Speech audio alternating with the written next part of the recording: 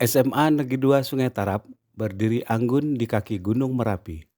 Di sekelilingnya terdapat hamparan sawah yang hijau yang menyejukkan pandangan mata. Keindahan alam sekitar menjadikan sekolah ini terasa sejuk, asri, dan nyaman sebagai tempat untuk menimba ilmu. Suasana alam yang berpadu dengan kesejukan udara pegunungan menciptakan suasana belajar yang damai dan penuh inspirasi. Sebagai sekolah adiwiyata, SMA Negeri 2 Sungai Tarap berkomitmen untuk menanamkan kepedulian terhadap lingkungan, menjaga kebersihan, serta melestarikan keindahan alam sekitar. Sehingga sekolah ini bukan hanya tempat belajar, tetapi juga ruang tumbuhnya karakter, peduli, dan berwawasan lingkungan. Assalamualaikum warahmatullahi wabarakatuh. Saya Joko Sobrang, guru BK dari SMA Negeri 2 Sungai Tarap, Kabupaten Tanah Datar, Provinsi Sumatera Barat. Bagaimana saya melaksanakan praktek baik? Mari kita saksikan video ini sampai selesai.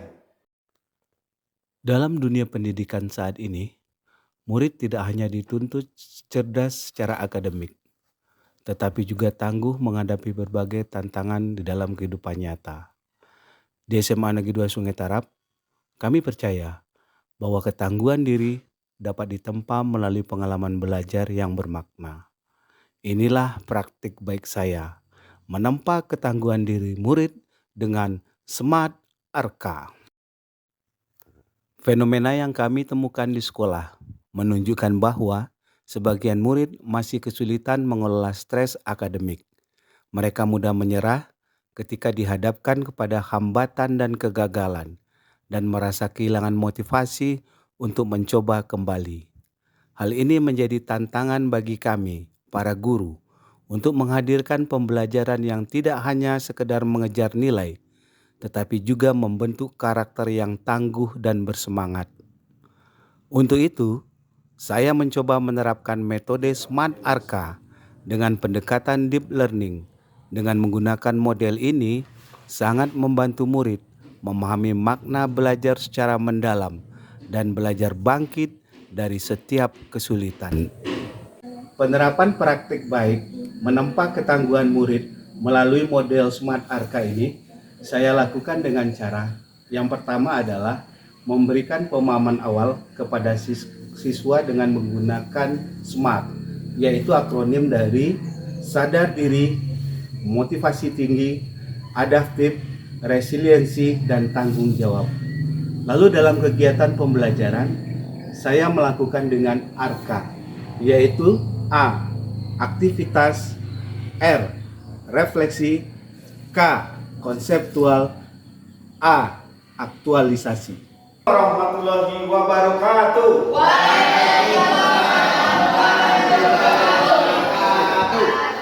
Selamat pagi. Ya, aplaus untuk kita semua. Mari kita buka kegiatan hari ini dengan sama-sama kita membacakan basmalah. Siapa yang tidak hadir, kita absen akan dijalankan ya. Kita sudah membahas tentang materi mengelola emosi. Bagaimana? Lalu kali ini anak-anak tahap pertama adalah aktivitas. Saya memulai pembelajaran dengan kegiatan pemantik yang menantang dan kontekstual. Salah satunya adalah dengan misi membangun menara dari kertas remi. Melalui permainan yang sederhana ini, murid belajar bekerja sama, berpikir kreatif, dan tetap berusaha meskipun berkali-kali mereka gagal dalam mendirikan menara. Tadi kita sudah bersenang-senang dalam melakukan permainan, ya. Sekarang Bapak akan minta kalian memberikan refleksi dari permainan ini. Setelah kegiatan melakukan permainan mendirikan menara dan menyusuri lorong labirin, murid diajak melakukan refleksi di dalam kelompok masing-masing. Mereka menulis dan berdiskusi tentang apa yang mereka rasakan ketika menghadapi kesulitan. Apa yang mereka ingin membuat menyerah, dan apa yang membuat mereka tetap bertahan. Hasil refleksi dan diskusi ini disampaikan oleh masing-masing kelompok. Kegiatan refleksi ini membantu mereka mengenali emosi, pola pikir, dan cara mereka merespon setiap tantangan.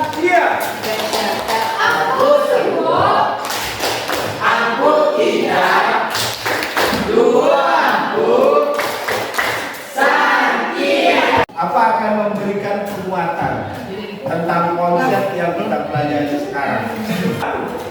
Resiliensi itu kenapa penting? Agar kita selalu memiliki. Tahap berikutnya adalah konseptual.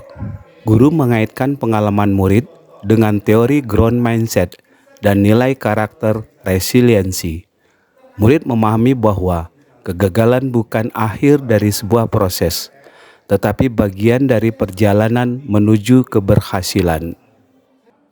Tahap terakhir adalah aktualisasi. Murid menerapkan nilai resiliensi dalam kehidupan nyata. Mereka belajar melanjutkan proyek yang sempat gagal, membantu teman yang dalam kesulitan, dan tetap berusaha mencapai tujuan mereka. Guru memberikan apresiasi bukan hanya pada hasil akhir, tetapi juga pada proses dan usaha yang mereka tunjukkan. Sekarang, saya jauh merasa lebih tenang apabila menghadapi tugas yang sulit. Saya terus belajar ketika menghadapi sebuah kegagalan, itu bukanlah akhir. Saya bangga melihat murid-murid tumbuh menjadi pribadi yang tangguh dan pantang menyerah. Saya berbagi praktik baik kepada rekan guru untuk terus berinovasi. Bersama kita tumbuhkan semangat belajar murid demi terciptanya mutu pendidikan di sekolah. Metode Smart Arka yang sudah dilaksanakan oleh Bapak Joko Sobrang selaras dengan upaya kami membangun 8 dimensi lulusan.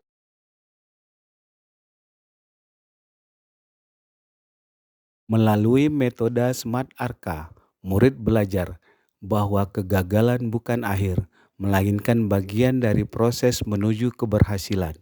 Pembelajaran bermakna tidak hanya untuk membentuk kecerdasan, tetapi juga ketangguhan dan karakter.